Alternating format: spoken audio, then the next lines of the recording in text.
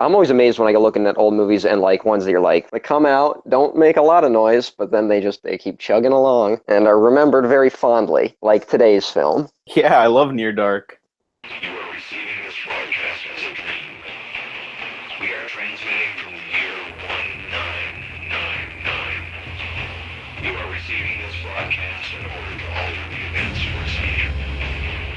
Our technology has not developed a transmitter strong enough to reach your conscious state of awareness. But this is not a dream. You are seeing what is actually occurring. Anyone in close proximity has the same dream. What is it? A secret that can no longer be kept. It started a month ago. What started? Hello. Welcome back. Hello. How are you? We're all fine here. How are you? We're better. We're chugging along. Keep a lookout for them Star Wars retrospectives. Hello, it's me, Diego. Welcome to the Halloween episode. Matt came up with a net retrospective idea that I was like, I don't know, because that's a lot of movies to cover. Yeah, and then we're like, that John Carpenter one will take too long. Let's do all the Star Wars films and then do 4 extra episodes on top of that. That'll be easy. Yeah, because I hate my life, I guess. Yeah. But yeah, why did you pick Prince of Darkness out of all the Carpenter movies to talk about? I didn't pick Prince of Darkness. I think I said we could talk about The Thing, Prince of Darkness, or In the Mouth of Madness, and you said Prince of Darkness. Oh, fuck, was it me? Oh my god. I'm pretty sure that's how it happened. Okay, oh shit. Because I was up for Prince of Darkness and In the Mouth of Madness. I didn't really want to talk about The Thing just because I feel like everyone has talked about The Thing, and I would have very little to add other than it's great. But you don't hear enough talk about Prince of Darkness or In the Mouth of Madness, which are the other two in Carpenter's quote-unquote apocalypse trilogy. Do you want to give a brief synopsis of the Prince of Darkness? It's fucking weird. All I'm saying is if you're for some reason listening to this and you haven't seen it, go watch it. Some quick backstory too, because I think it's pretty well known that John Carpenter wasn't a happy fit with the studio system all the time. And then after, I think, Big Trouble in Little China, he did before this, right? Yeah, this was after his big burnout. Yeah, doesn't do great. It's a box office bomb, and he goes to make a movie, a low-budget horror movie, where he could just be as free as humanly possible to make whatever the fuck he wanted. And boy, did he. Yes, he did. So many things. There's quantum physics, there's philosophy, there's theology, there's mathematics, there's history, and then there's a kooky horror film with Alice Cooper. Yeah, Alice Cooper's in this movie as like a homeless zombie man. It's never really fully explained. Nothing in this movie is ever fully explained, but I think here's something I want to say. One of the brilliant things about this movie, in my opinion, I'm steamrolling you right away because I have to get it out. Yes, do it. Is that this movie really doesn't fully explain everything, but it explains just enough for you to understand enough of what's going on. And for a movie that is maybe in the hands of someone else would make even less sense in a negative way here. Let's just pick a name out of a hat, like present-day Ridley Scott. No. Let's say he tried to make a film where he infused ideas about religion with extraterrestrials and other things, and finding a weird goo in a temple type place. Holy shit! Yeah, that's what I was thinking about watching this. And I'm like, here's the thing. This movie proves that Prometheus could have been great had Ridley Scott not made it. I've come around a little more on Prometheus. Not amazing. You're fucking so wrong. It's fucking.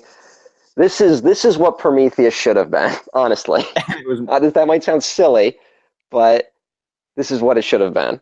And it was made for $3 million. Yeah, which is it's great because it honestly feels a lot bigger than that. But it's a one location movie, so. Mm-hmm. It really shouldn't, but it does feel like one thing that separates this from, I think, the other two Carpenter apocalypse films is that this one you get the apocalyptic feelings like right from the beginning. Like the thing you don't realize like the scale of what's happening until you get into like the middle of the film. And in the Mouth of Madness, there's kind of a mention of how things are going bad, but you don't really realize it until you hear the story. But this one, like right from the get-go, you already feel like there's something big. You know what it reminded me of? That feeling, different genre and different, like, I guess, connotations for that, like, apocalyptic feeling. The first Mad Max, where the world's not really ended, but it's basically like on the verge of doing so. And then if there's like a Prince of Darkness 2, there's like nothing left, you know, like this, like Road Warrior. It feels like it's post 2016 election. You know what? Yeah. I mean, this is kind of the mood I've been in. Just wandering around looking at shit, going like, this isn't going to go well. Even Carpenter was talking in interviews about how, like, oh, you know, LA is great, like cinematically for this type of movie where everything's just awful. Oh yeah, and LA is like the entire city of Los Angeles feels like a mistake. It's great, but it's like it's the fucked up thing about LA for me is that like it has some of the highest highs and some of the lowest lows, and they're like literally right next to each other. Oh, it's like, great. There's not too many cities like that. Off Sunset Boulevard, anyone who knows the area, there's these great theaters. You could walk by CNN. There's a great place called Amoeba where you can buy music, T-shirts, and it's great. This great street, but you turn left and you turn right down any of the smaller streets connecting to Sunset, and you're in a different world. I live near a city called Wilmington, Delaware. That at one point I think had the highest murder rate in the country, except for Chicago. Now Chicago's beating it. But there's literally, the funny thing is there's an IMAX. It's the only IMAX I can really go to in Wilmington. And if you go to that, the riverfront's all like really nice, but the riverfront's like maybe 2 streets. And if you go off of that, it's literally like the post-apocalyptic. It's like Death Wish territory. Well, what is your favorite aspect of the Prince of Darkness apart from everything being just fucking insane, like that this exists? I like its ridiculousness. I just mentioned, I like that it feels big for like such a small story. Like you really feel like shit is gonna go down. It's hard to explain because I mean this is a weird film, but this is kind of like all Carpenter films where the main characters aren't super rounded characters. There's a lot of Carpenter films where you don't exactly have super fleshed out characters, but it doesn't matter. You get just enough to get, they're just another function of the story, really. Like in lesser hands, it would be a big problem that the 2 leads are not super interesting, but it doesn't matter here because the story that's going on is basically about possibly the end of the universe. One of my favorite things about Carpenter is I think he's one of the great, obviously just great directors in general, but all of his movies feel like, even Halloween, like the way he frames like these really creepy wide shots, if they're not creepy, they're feeding you information or they're letting you get comfortable. So when things do start getting creepy, you're even more like unsettled, you know. And Prince of Darkness is obviously a really different movie than the first Halloween. Yeah. I hadn't seen this movie in like, I don't know, 5 years, maybe more. I just forgotten, one, that it's fucking insane, and 2, fuck, that guy can make a movie, man. Well, because of all the insanity of this, the movie's like really front loaded with build up, which is a little hard to keep up with. You might think you need to, you really don't. You only need pieces to just understand that the lava lamp looking thing is evil. And but then all that build up basically sets you up for the climax of the film, which is also weird because the climax of the film is basically people just running down hallways and getting stuck in rooms. But it feels a lot more intense than it would have had you not had all this build up. Yeah, like when people talk about a slow burn, I think this is one of the pinnacles of that kind of movie notion. Because by the end, it's just like everything feels gigantic. It's a slow burn, but it's also a very like there's a lot like a slow. Sometimes like I think of slow burns when I think of the House of the Devil. Did you ever see House of the Devil? That's the recent one with the dude from Manhunter? Yeah. That's a really good movie. And that's a huge slow burn of a movie. You have like maybe an hour of very little happening before you, but then like it sets up the very end, the whole final part of that film is just being like a nightmare. But that's also, but not a ton. Like there really isn't. That movie just invokes a mood. This one, you're getting hit with like right off the bat. It's like theology and like the Catholic Church, and then like philosophy. All that's going on for a long time, and then suddenly we're in a horror film. Oh, okay. Have you ever had this thing where you see a poster or a trailer for a movie and you presume it's going to be about one thing and it's something else entirely? Not because of a marketing tactic, just your presumption. Like, I don't know if I talked about it before with you, but I thought The Guest was about werewolves. There's no logical reason for me to have made that assumption, but I was convinced that's what it was about. And when I saw the movie, that was not what it was about. You know, I know I've had that experience, but I can't think of one off the top of my head. Okay. So I was familiar because I was starting to get really into movies around the time I had first watched The Thing. I was familiar with the idea that this was like the beginning of Carpenter's apocalyptic trilogy. And the poster for The Prince of Darkness, it shows a man's face like melting and stretching. And I was like, oh, okay, it's like a sequel to The Thing. That's super cool. I don't know why they just didn't call it The Thing too. Then I saw it. Yeah, none of that happens in this. Yeah, nope. Still liked it, but I was just like, holy shit. Yeah, it's not like The Thing at all. Yeah, no. Like Prince of Darkness and In the Mouth of Madness have a lot more crossover than The Thing ever does. Because The Thing is basically just a really good setup. A really simple but brilliant setup. And we'll get into how like The Thing is kind of better than this as we get into the movie, I guess. At least in one respect, in my opinion. But I don't think there is a way out of how this movie works. Like I think if you tried to change it, it would lessen the impact of this movie. Yeah, it's one of those rare instances where even like the little rough patches, I guess, kind of make it feel more distinct, like as a whole cinematic like endeavor. Well, it's kind of like it's a lot like other Carpenter films, like Escape from New York or Assault on Precinct 13, where if you tried to change those movies to make them more conventional, they would stop being what they are. Like Escape from New York really has to be a movie about a badass who kind of just walks around for 40 minutes. But if you try to make a movie where he was like gunning down people like every 2 minutes, it wouldn't be Escape from New York anymore. Which is probably what's going to happen with the inevitable remake, by the way. Yeah. Rodriguez is doing it. Is he, though? I don't know if that... Well, who knows? Yeah. They've been talking about that remake for fucking ever at this point. And I think it's that thing where people like know the title and then directors are like, oh yeah, I'll remake it. And they watch the movie and they're like, I don't know what the fuck to do with this. and we already have our shitty remake of Escape from New York. It's called Escape from LA. Aww. I kind of like I mean, not to be a dick, but Escape from LA is like a more conventional version. It's basically Escape from New York again, just with a bigger budget. Yeah, no, it's not a great movie, but I mean, in terms of conventional action movies, I guess it's fine. It has moments. Solid. Yeah. But it's also a movie you probably shut off about halfway through. Or you do something else. I nailed down the problem, or the big problem anyways, that the villain's so fucking boring in that movie. Yeah. Doesn't do it, whatever. I don't want to get onto that whole... Can't beat the Duke of New York. He's a number one. Speaking of a number one, Donald Pleasance is in this film. Oh yeah, he's great. And he's just credited as Priest. He doesn't actually have a name. And yeah, he's chewing up the scenery like Donald Pleasance always does, but in a great way. Yeah, what a treasure. Why weren't we told?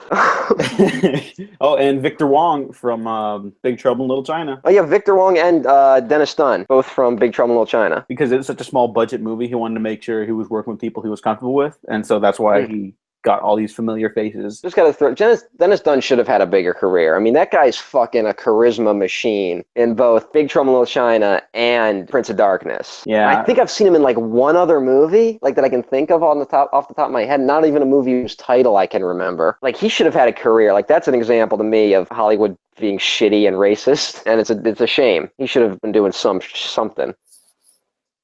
But nope, fuck Hollywood. Yeah, fuck white people. Victor Wong would go on to do other stuff though, but he was always kind of like a side character. It's fucking. But I think I need to try and explain what the fuck is going on in Prince of Darkness. Do you want to go for it?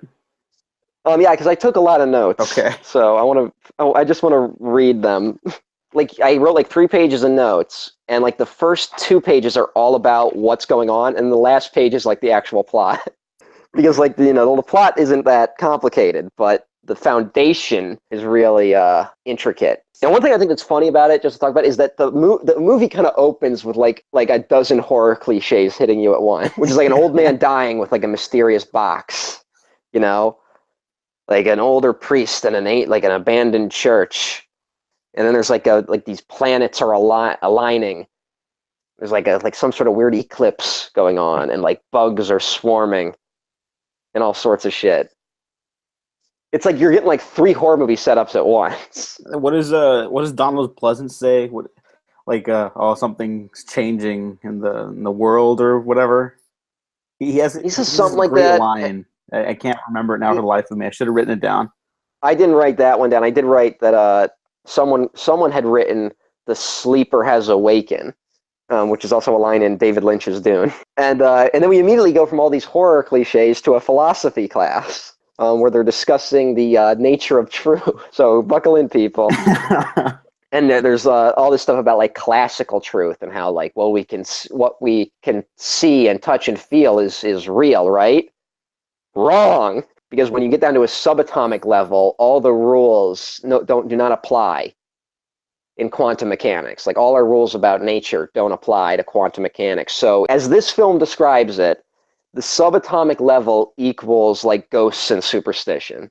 That's what this movie is saying. That's not saying that's what it actually is, but that's what this movie is saying. We're also introduced to the male and female lead, which is a late 30s college male and late 20s college girl. And the late 30s college guy is a real creep, and he's like stalking this girl, but it's like kind of played up as like romantic, and he proudly proclaims himself a sexist. He's joking, of course, but like in this context, like nowadays, it's kind of like, hey, buddy, that would not work. Yeah, and it doesn't work on her. She's all like, hey, you're being a dick. And he's like, come on, I'm only joking. And with those skills, he ends up sleeping with her. Is Prince of Darkness like the root of all like Meninism now? Then, because that sounds like a Reddit type dude. Like, oh yeah, I'm a sexist. He is a harbinger of that. Because this movie is about that, like the true nature of evil possibly coming back. So there you go. Reddit is basically one of the successors to Prince of Darkness. Yeah, you could totally do that, especially when we start getting into like the computer shit. Oh my god, yeah. That's going on. All right, I think this comes from Victor Wong. We have sought to impose order on the universe, and although some order exists, it is not at all what we expected. And this is kind of playing into the Lovecraftian idea of like humans are just a very small and insignificant part of a greater story going on.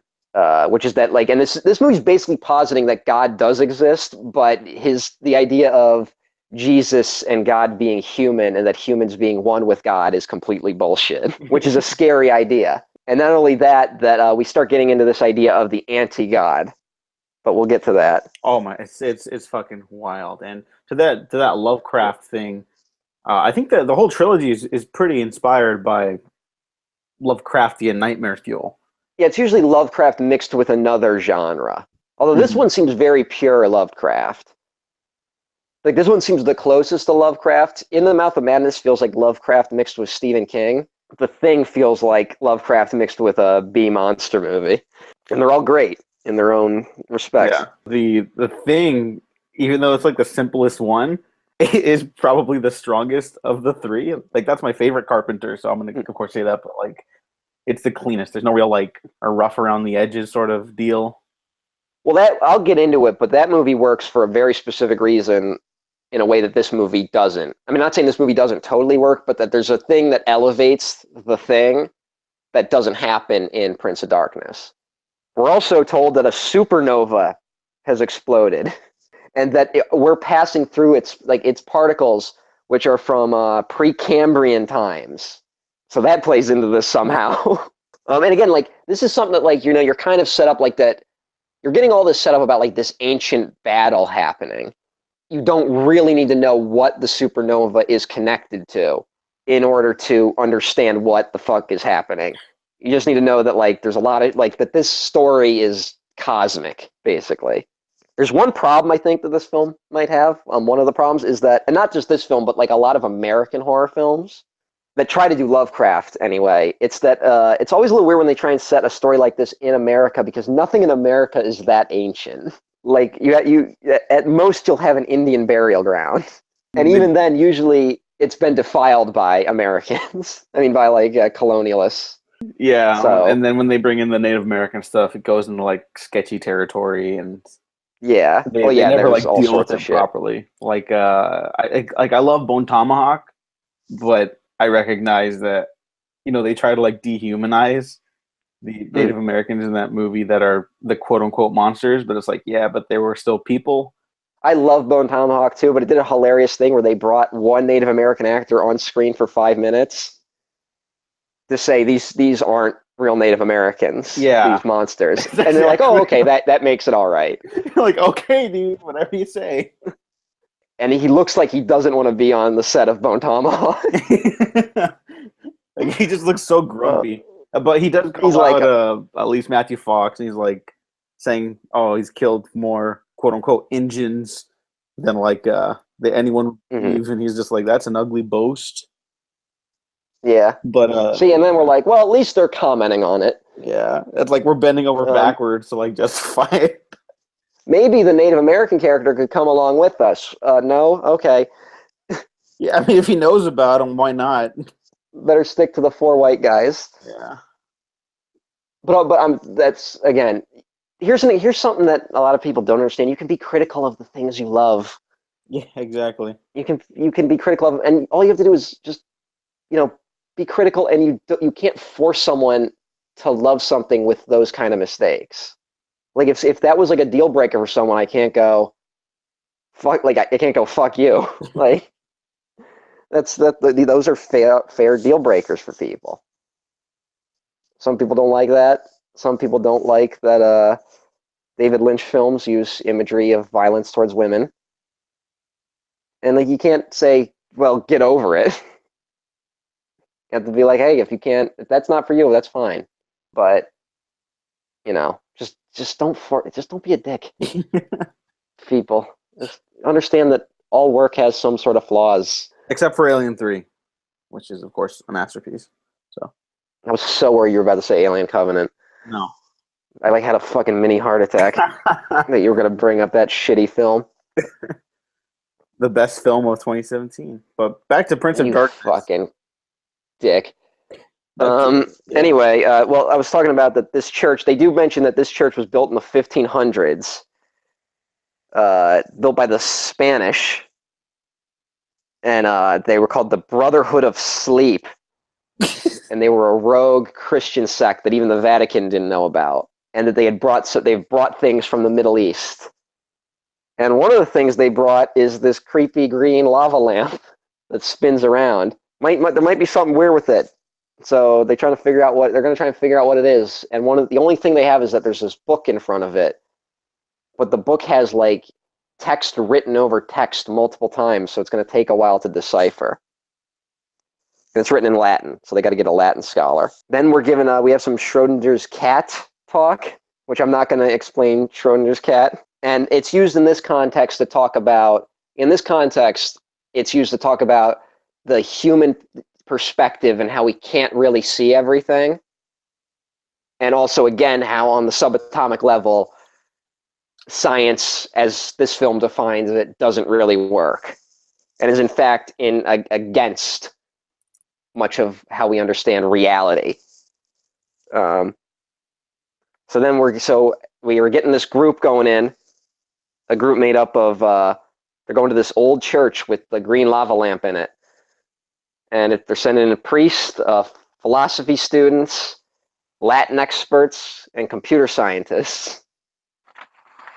Hear that sound? That's me flipping my notes. And then we're getting that's when we start getting like the homeless that are kind of gathering around the church, who are probably not human.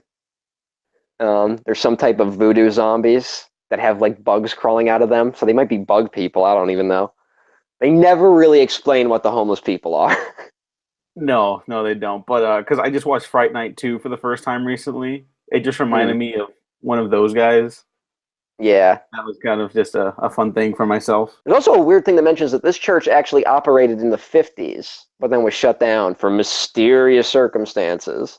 But they make it sound like it was a normal church back then, which is weird. Like at first I thought maybe it was connected to the girl who will end up becoming the vessel for Satan. But she's not the one who's connected to the church. It was the other girl who's the first possessed, but she's not possessed for any specific reason. She just happens to be in the wrong place at the wrong time. So I don't fucking know. Maybe it's like I'm not just like bullshitting, like because that evil is trying to get out, right? Yeah. So then maybe there's just no reason. Maybe they are just in the wrong place at the wrong time. That's all I got. Yeah. Here's one question, but just to jump out a little, the girl who's the vessel for Satan. You know what I'm talking about, right? Yeah, I don't remember the names. Yeah, it's hard to remember anyone's name. I actually haven't written down. I don't even remember. Alice Cooper is credited as street schizo.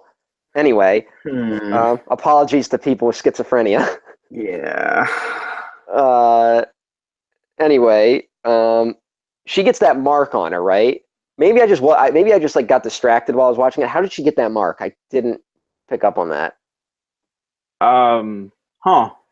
I don't think I know either. She mentions that she got a bruise somewhere, but we never really get explained where that mark came from. In between scenes? Maybe there's a deleted scene somewhere. I mean, okay, like you know how in the Thing you can kind of track when people get infected even if they don't show you, when they're off screen? It's kind of like that maybe. She was just like off screen somewhere. Well, actually, just to go to the thing, I used to think you could do that, and then I was rewatching it a while back, and I'm like, wait a minute, no, you kind of can't. You can do it for at least, I'll say 90% of the cast that gets like infected. I don't know. I think it's just William Bilford, Bill. Wilford Brimley. Thank you. Yeah, that one. He's the only one that's like missing for me. Well, all right, a brief thing discussion. Because I think the implication, rewatching it, I mean, honestly, I don't think there's actually an answer. I think this is just something for nerds to talk about. Okay. But at the end, it's revealed Wilford Brimley is secretly building a spaceship out of all the broken parts of things, right? Mm-hmm. But to me, that implies that he was infected when they locked him in there. But I think maybe, like, there's the talk about how the Thing can take you over slowly from the inside, like if you ingest it in some way. And I think maybe it was slowly taking him over, which explains part of his mental state as things go on. I'd buy into that. I don't think there's a logic to when people get infected. I tried once. Like, I really used to think you could follow it, but I don't think you can.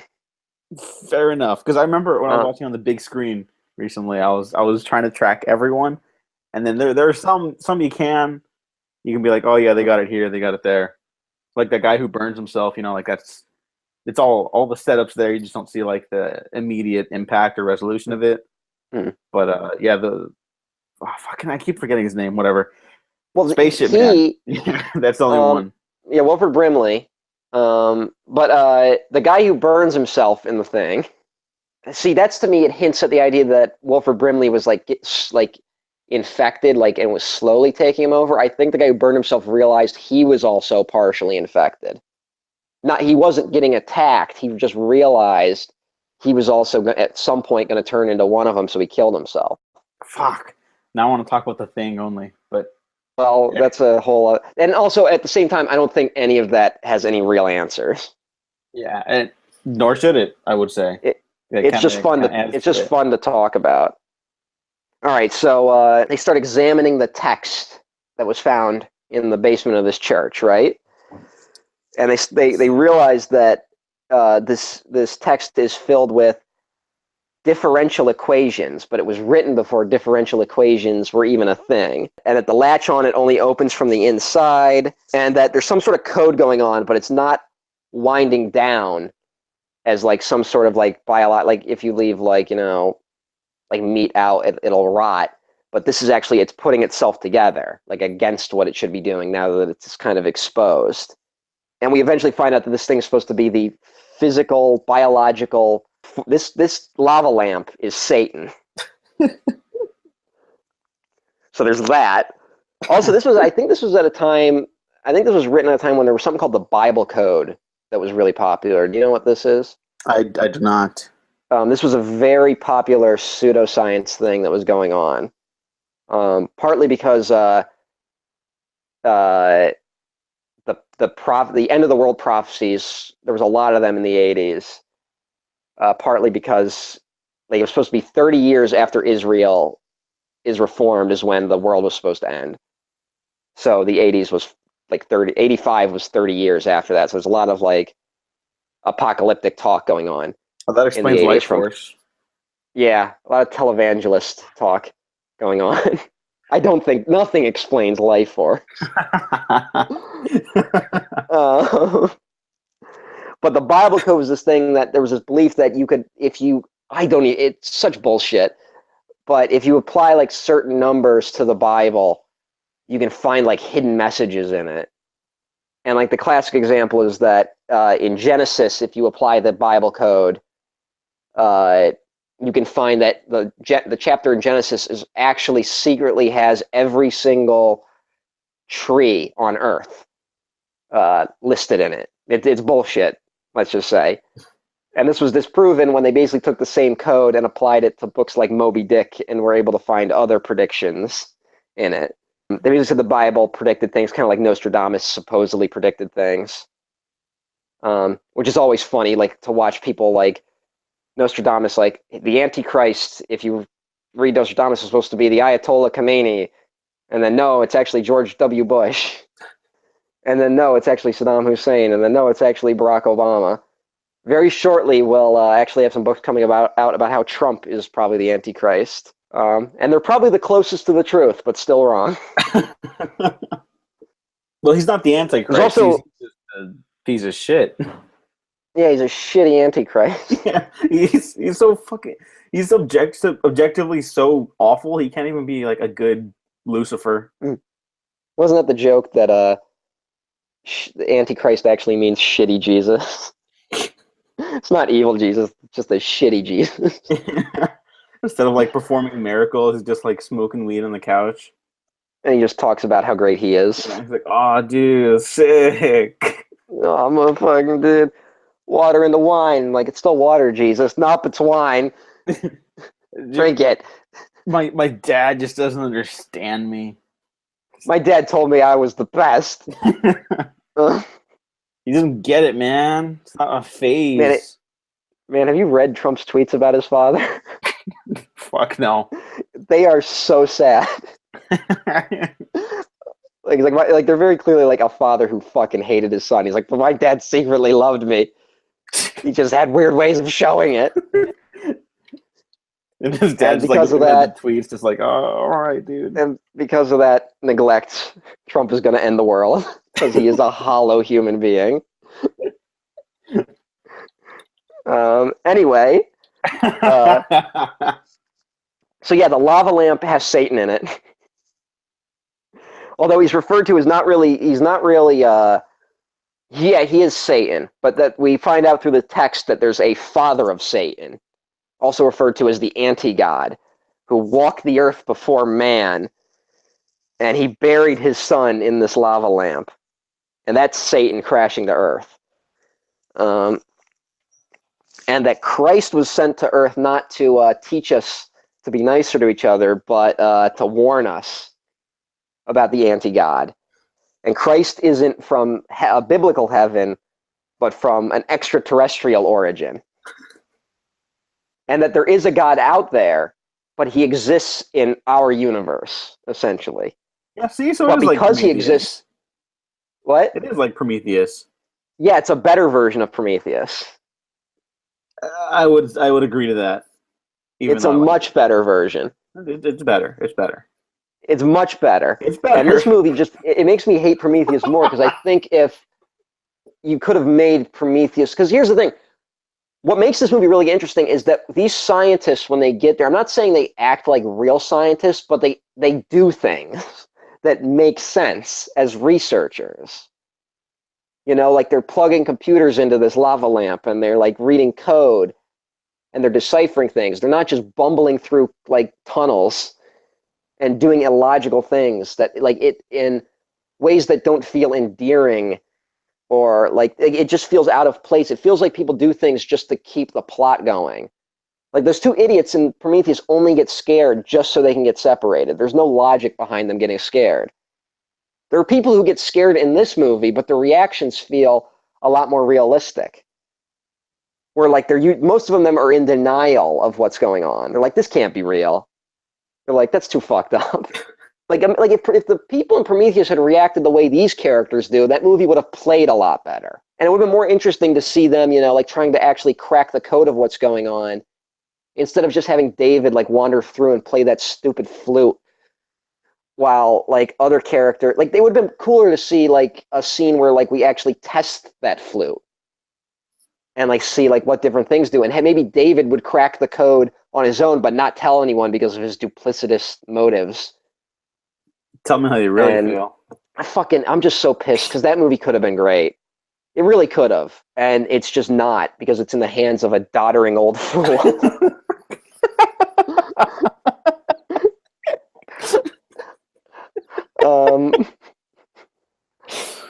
That might have been a little harsh. Yeah, I think so. But fuck Ridley Scott. Read any of... All right, if you think I'm being hard on Ridley Scott, read any of his interviews where he's trying to defend the whitewashing of Gods of Egypt. And then you'll think he's a doddering old fool. Yeah, no, that was fucking miserable. I mean, to me, that's the sign of just a guy who is not in touch with anything. And it's also, to me, like, and think of like how far we're already going with this anti-God shit. I'm not trying to say this is like 2001 or anything, but this makes the biblical shit in both Prometheus and Alien Covenant look very shallow, in my opinion. Where like Ridley Scott is making references to books like, Paradise Lost, which is a book written by man. And this movie kind of deconstructs the nature of the Bible itself, which is a book written by man, as interpreting something man can't fully understand, which is exactly what the Bible is. This movie just gives that reality of the Bible horror connotations. Anyway, back to this movie. So Space Jesus is killed because the Romans fear him, as Jesus was killed as portrayed in the film The Life of Brian. And so his disciples kept his real teachings a secret until man could get to a point where we had the technology to decipher what he was actually saying.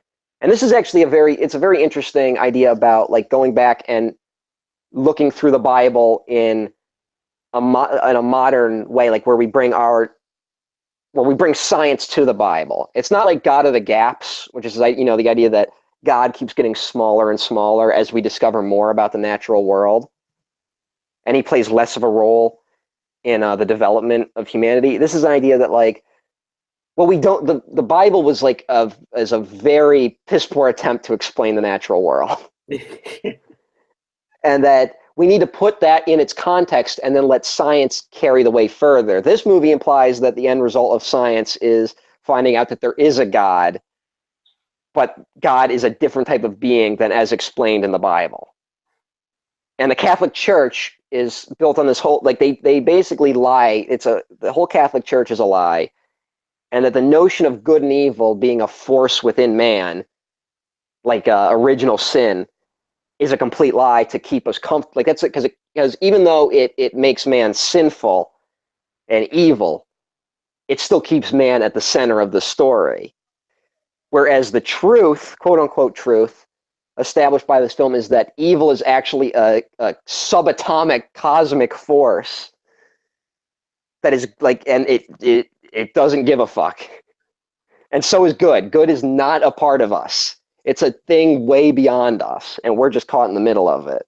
And true evil has been asleep until now, and this lava lamp is waking up. And then the lava lamp starts possessing people. And all of this stuff I've just described is the first 40 minutes of this movie. In the meantime, there's been a couple little scares. I think like two people have been killed by the outside homeless people. One guy gets stabbed with the bike seat, which is a pretty cool scene. Oh, and Um, that is Alice Cooper's little sword thing that he would carry on stage for his live performances. oh, really? Yeah, but they just made it into a bike for this scene. Oh, cool. Yeah. So, fun Um, fact. Alice Cooper is great. I just want to say I've seen a lot of interviews with Alice Cooper. He's like really, he's a cool guy. He's really great. He's really down to earth for a guy who's like got like such a weird reputation. And he's like, he's also Freddy's father in the Nightmare on Elm Street series, and he's in Wayne's World. So there you go. Yeah, that's true. That's true.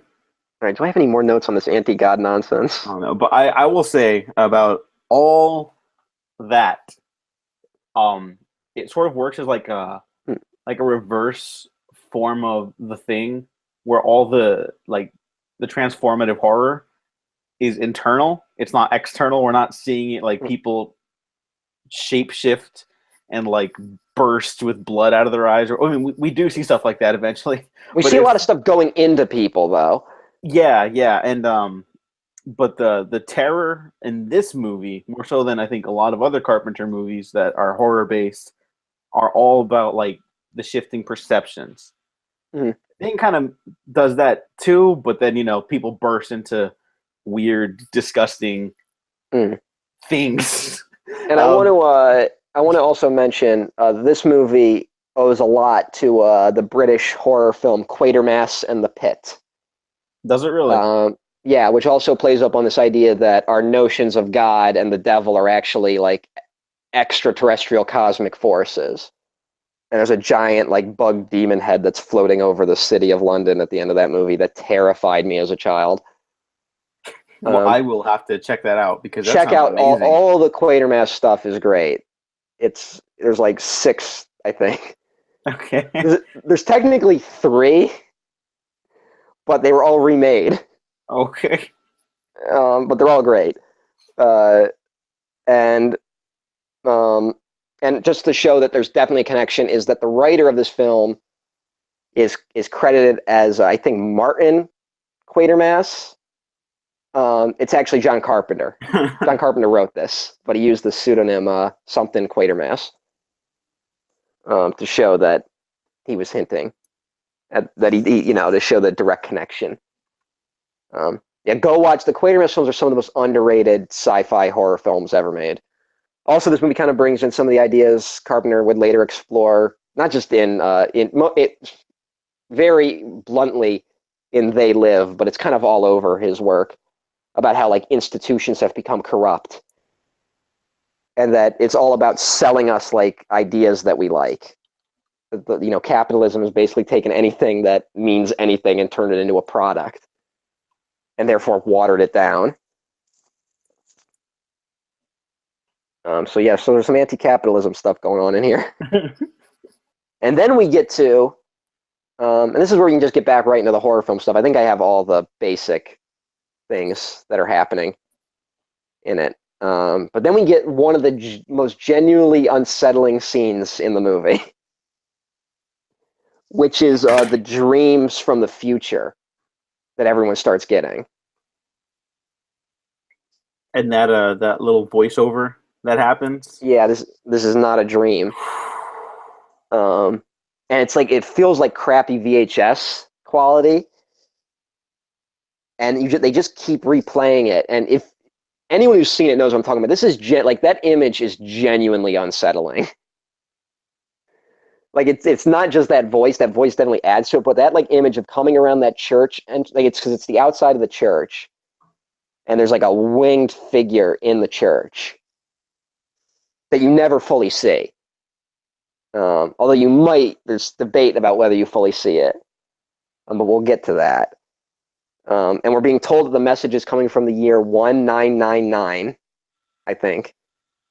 Yeah, 1999. So don't worry, folks. It didn't happen, or did it? And that this message is trying to get to them because it can't.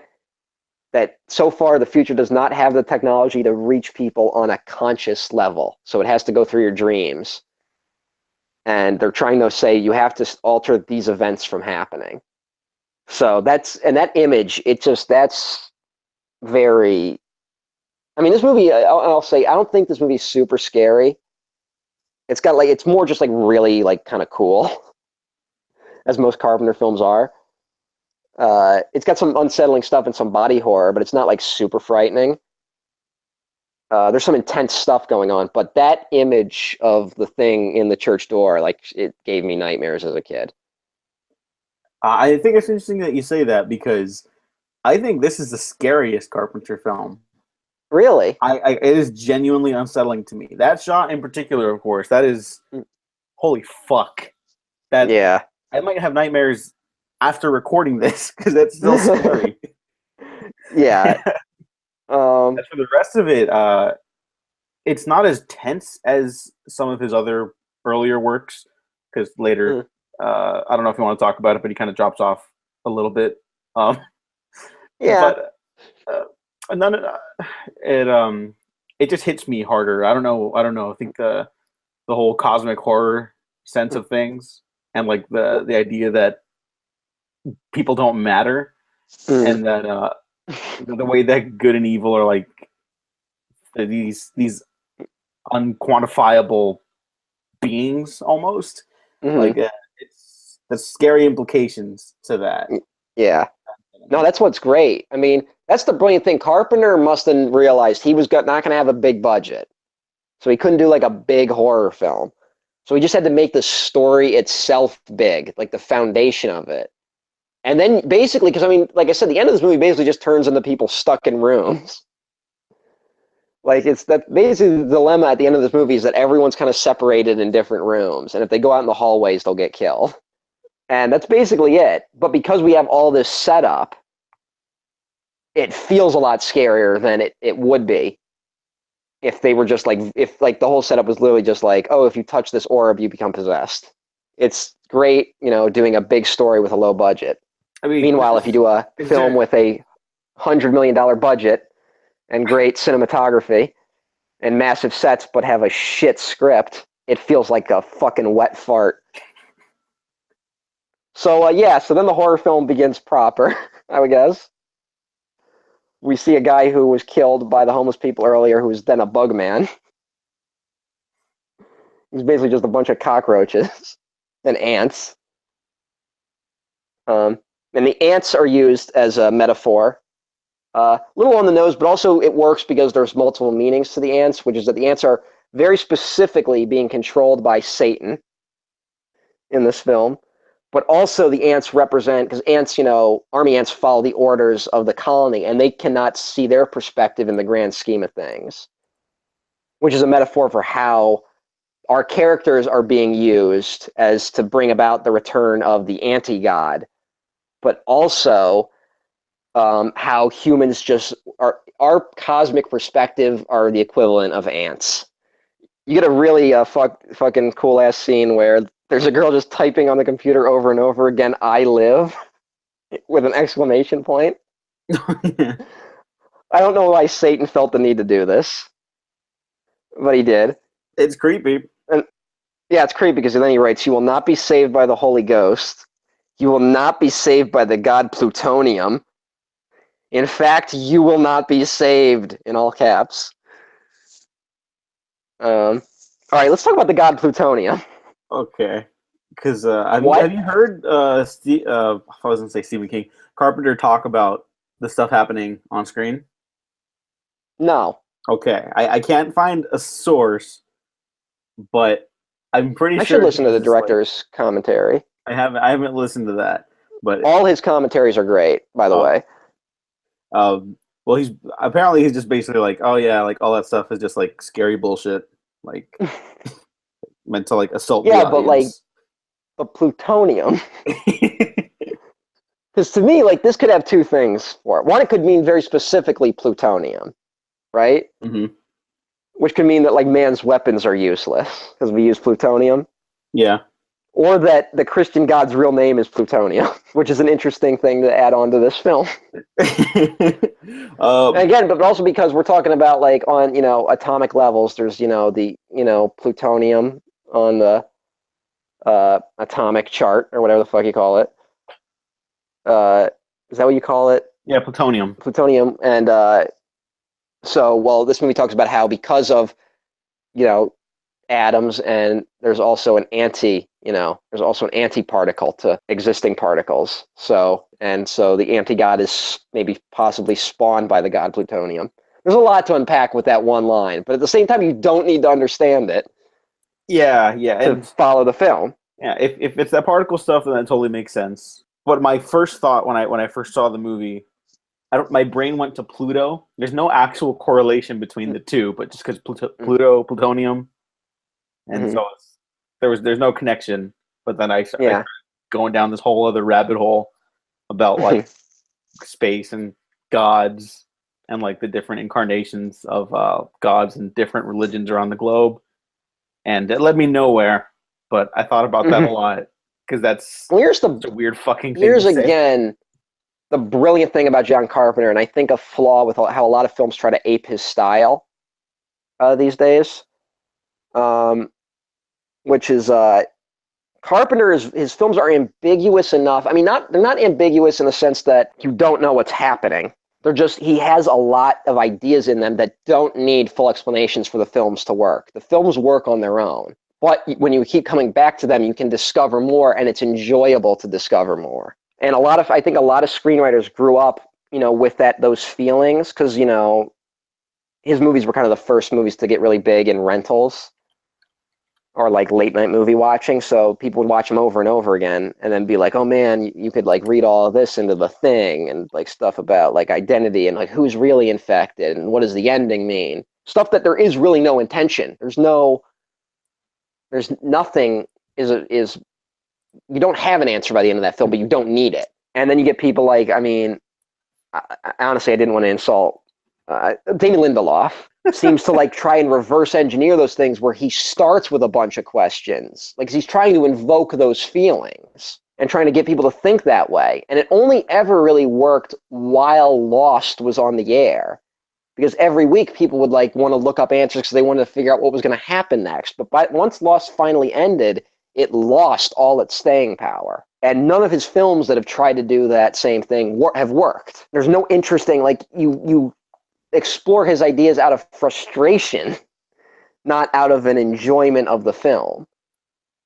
And you only remember the weird ideas that are both like, literal and somewhat metatextual, but you don't actually remember the movies themselves. You don't talk about the memorable moments in those movies. You talk about what the fuck was that movie trying to say? Well, I disagree with not the majority. Some of your example. I actually think Lost works in spite of those things, even at the end. You're absolutely right in the sense that a lot of creators nowadays go for like the quote unquote subversion almost, or they want to provide like a thrilling mystery without resolution because there's nothing else in there. Like I think Abrams and Lindelof and Kurtzman and Orczy, they were working together for years, right? And when Abrams finally steps away from them, then he fucking makes The Force Awakens, a movie that does have a lot of questions lingering at the end of its story. It still tells mostly its own narrative, like as much as you need to for the first installment of the saga, right? Abrams knows to put story first. I mean, don't forget he also did Super 8, which is another movie filled with a lot of mystery. But you don't need that. You don't totally need to understand that mystery to know what's going on. But you understand the story about these kids trying to figure out what's going on. And a kid trying to get over the death of his mother in a way. Yeah, once he strays away from the mystery aspect, like mystery box, I guess that's the common terminology for that thing, right? Like, where there's nothing in there. It's just like, oh, what's in it? And then you find out, and it's like, well, that's it. Okay. This thing used to be called the MacGuffin. MacGuffin. There you go. That's. I mean, but mystery box is fine because a lot of people like to mock the J.J. Abrams mystery box because at times it doesn't work, and it's also very apparent. It's very obvious what he's doing, but I think it works more than it doesn't. I mean, honestly, the weird thing is, like, if we talk about Star Trek Into Darkness, which might be his biggest theatrical failure, as a story, that movie's okay. but all the mystery elements fail, and they compound and actually deteriorate the story of the film itself. Also, J.J. Abrams has struggle like telling any story that isn't like a first act. But you're very right about like Robert Orci and Alex Kurtzman having that issue where like, and again, like we just saw it with The Mummy that Alex Kurtzman did. Oh fuck! And that's who did that, right? Yeah, he did somehow. And he's very much in that, putting the cart before the horse, trying to start a cinematic universe with his stupid ideas about like creating all this mystery. And then you have Robert Orci, whose stories only make sense if you're a conspiracy theorist, which he is. I mean, if you come to all his films with the conspiracy theorist mentality, his films will make a lot more sense. Doesn't make them good, but I'm just saying, if you believe that jet fuel can't melt steel beams, you'll understand how red matter works. And the government has secret vials of super blood that can cure everything. Yeah, that for some reason, if he was injecting, fuck those movies. Please don't fuck up episode 9, JJ. So then we find out that the girl who is being possessed, who has the green liquid shooting into her face, is she's the vessel. She's the vessel for Satan, who is going to pull the anti-god through a mirror and bring him into our world. And the mirror stuff is established in no way other than there being, particles and antiparticles, the mirror of each other. But how this works with human-made mirrors, I am not sure. It's one of those things where it shouldn't work. By all accounts, again, because it's Carpenter, it ends up working. A guy has just got such a way of, I don't even know, like it's not established, like you said, but something about it just fits right with the rest of the movie. And the imagery that goes along with the mirror stuff is really striking. Oh, yeah. All you need to see is that hand. You don't need to see anything more to be terrified. Mm-hmm. I don't know if you want to jump too far all the way at the end yet. But not yet. Okay. Because I got to talk about one thing I think might, like the one flaw of this movie, in my opinion. Yes, go ahead. Which is, I think, what makes it lesser than The Thing. Which is that, we have all this setup, we have all this research going on, we have all this study. Oh, and I want to talk about real quickly, there's one brief scene where there's a Tom and Jerry cartoon depicting Satan that is on a television. And that's actually important because it's about how our idea of Satan and devil and hell have been completely warped since its foundation, which this movie is establishing. I just felt like if you want to understand it a little more, imagine a society like 100 years from now thinking that Tom and Jerry cartoon is an accurate depiction of hell. The thing is, so there's all this research being done, all this mathematics, all this stuff, and it never comes back into play in a way that can help us fight what's happening. Like, our heroes just kind of have to figure out a way to get past the obstacles and break the mirror. That's basically it. Yeah. But there's never a scene where it's like, hey, we also, with this code, we can also surmise that this happens. Like, The Thing has the brilliant setup where, we set up all the rules, and we set up, like, the paranoia of the infection and stuff, and then we set up the ultimate scare of, like, the head coming off and walking around. But then that sets up the fucking blood test scene, which is like, okay, we figured out a way to at least figure out who the Thing is. And that's the constantly escalating threat of the Thing is what makes that really interesting. But this kind of just, at some point, everyone just kind of gets separated. And it's more just, can they get out of the locked rooms they're in? And it's fairly tense, but it's not like there's no real, like, smarts going on. Which, again, I think if you were to go, hey, this code actually has a secret message about how to beat it, you suddenly lessen the weight of, like, all the cosmic horror stuff, Yeah. So it kind of like backs itself into the corner. And I would also argue that The Thing kind of backs itself into a corner with the last appearance of the Thing. But this one, that it boxes itself. Carpenter films box themselves into the corner at some point usually. And it just goes like, all right, let's just end it. This one just happens to come a little earlier than The Thing.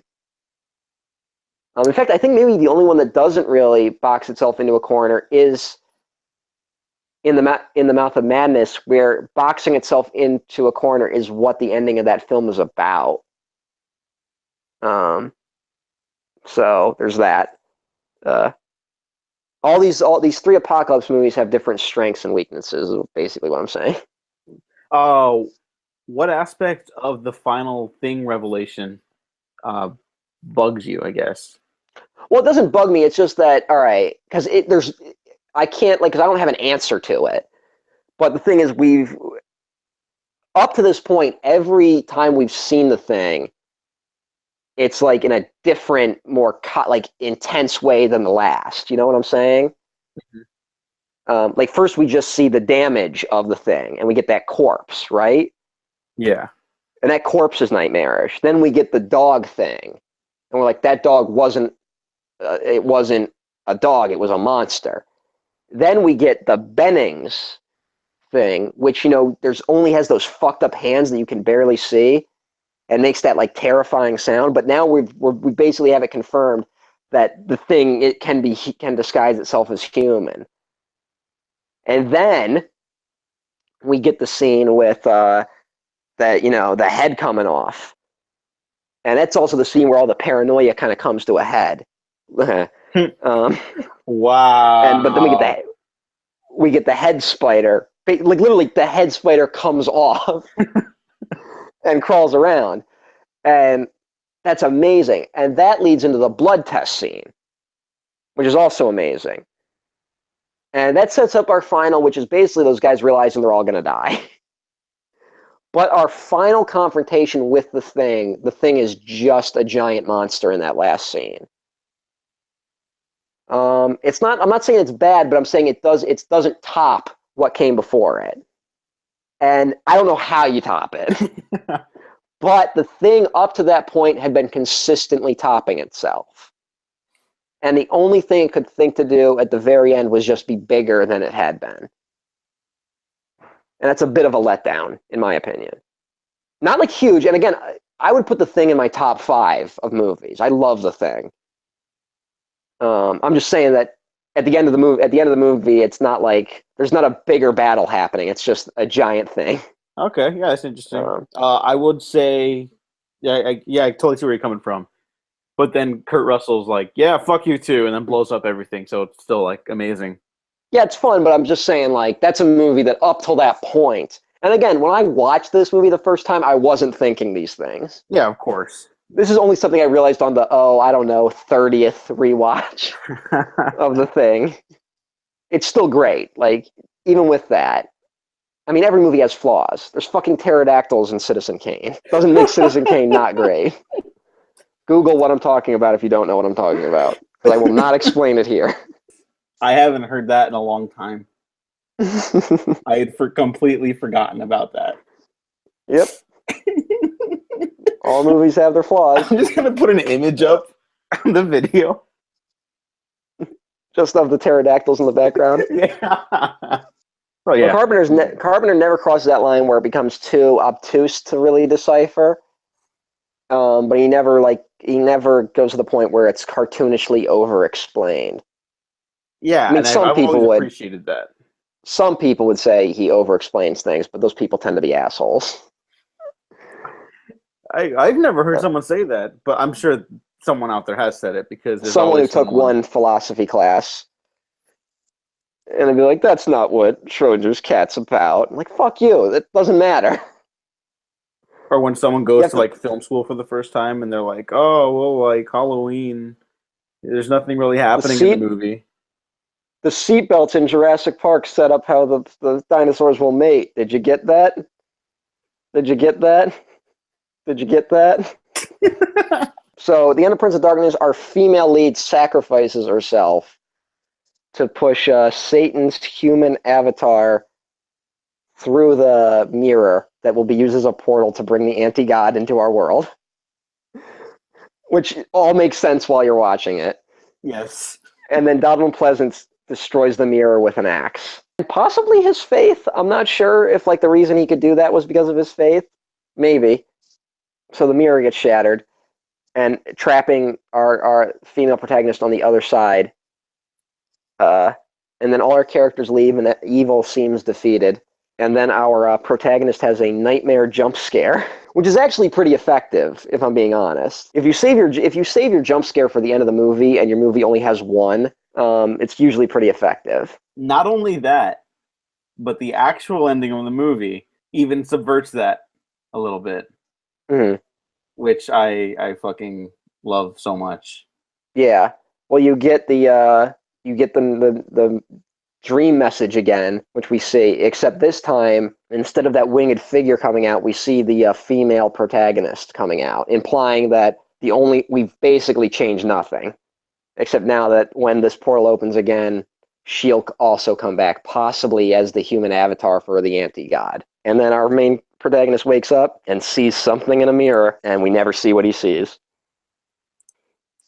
And just that shot of his hand stretching out towards the mirror. Fuck. Yeah. And that's the end. And that's really good. That's fucking horrifying.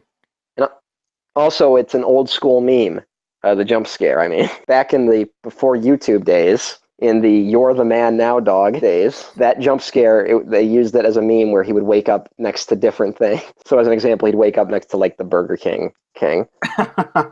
So, there's that. Here's a fun little tidbit. I'd never seen the trailer for Prince of Darkness. I looked it up in preparation for this because I like putting bits of trailers in the beginning and the end of these videos. The end of the trailer is the end of the movie. Yes. I actually did the same thing today. I did that, and I was like, oh, wow. Yeah, so that would have pissed a lot of people off, I think. But not only that, the title jumps out from the mirror. So was the original ending another jump scare, you think? Or was that just like a trailer thing? Possibly. I've never read up on it. I actually, you know what, now that I think about it, I think I just posted a GIF of that. But it's only the title really jumping out. You don't really see the hand thing. And also, I don't think that would, I mean, it's the end of the movie, but it wouldn't really spoil the movie. Yeah. I don't think, anyway. It's not like Quarantine. You remember that? I think when you're hit, yeah, oh God, the fucking spoilers on the poster. But because this movie hits you with so much metaphysics that you'll get too distracted by that to even remember what the trailers show. It's like a really good magic trick. I mean, magic tricks are full of tons of bullshit, just so you won't pay attention when the trick actually happens. Anytime a magician juggles during a trick, that's just to distract you. And that's kind of what this movie's a really good juggling act. And that's what a lot of great movies are. Even if they have pterodactyls in the background. Even if they have pterodactyls in the back. I think that's going to be the shorthand for every movie has mistakes now. Pterodactyls in the background. You know what? I will be right by your side to make this a thing.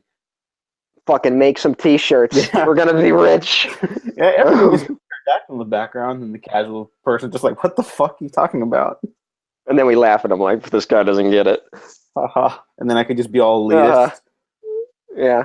You didn't listen to the podcast on YouTube.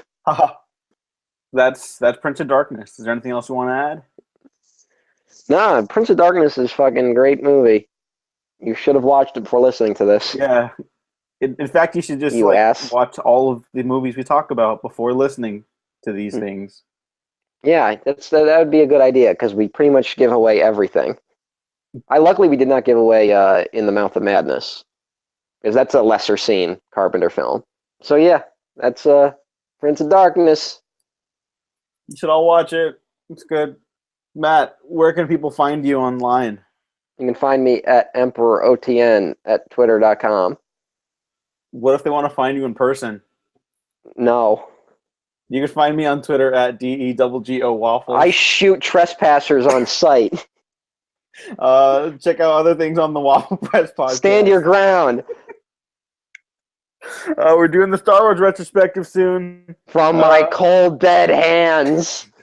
Check out everything. Check out the Patreon so we can spend more time doing more episodes and bringing fun content to people like you. Like and subscribe. If you didn't like and subscribe anyways, because you might find something you do like. Thanks for listening. Thanks for watching. We've been professionally unprofessional.